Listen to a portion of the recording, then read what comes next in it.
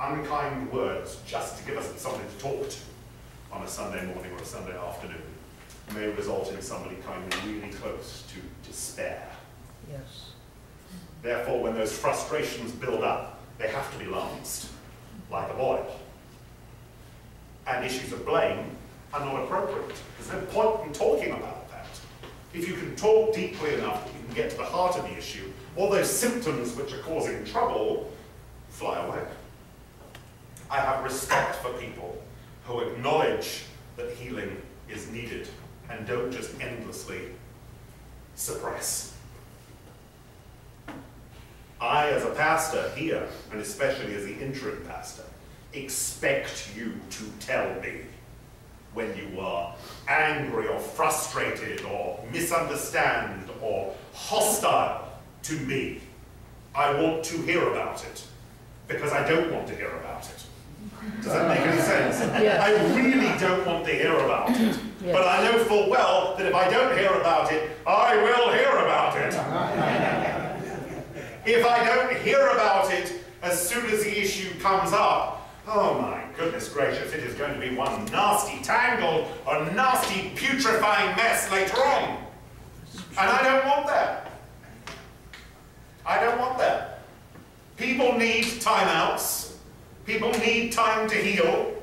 People need to acknowledge that sometimes they've been wounded much more deeply than they thought they'd been wounded by events and things that people said. And you can't make that not the case. All you can do is apply some tender loving care and healing to yourself. Deacon Joel and myself had a discussion about this very thing this week. And Joel used that insight. And he came to the conclusion, we came to the conclusion, that he needed to do some serious healing from the hurts that he still felt. And therefore he's going to be taking time out from this church and from leadership to be able to do that.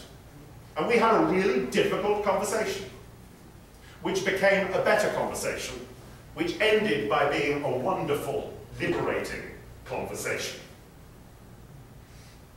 When people have those long-standing hurts, I want to be able to have those conversations that start off difficult and uncomfortable and end up setting us free. We ought to be able to have those with one another. I learned to my enormous cost at New Orleans what happens when you don't have those conversations, when you keep putting it on the back burner, when frustrations keep being brushed away and you keep behaving as if they just don't exist. You end up with a broken community. And this year and a half that we are in and looking forward to in the future is all about healing, communication, talking to one another, enjoying one another, rejoicing for one another, and dealing honestly with issues as they come up. Because we remember that there is no place that we can go, there is nothing we can do, there is no relationship we can have that is so broken that is not open to healing. Nothing is irredeemable, nothing is hopeless, and we have that choice. So our pattern should be that when something happens, and we have this communication policy now, I handed it out a few weeks ago, please read it.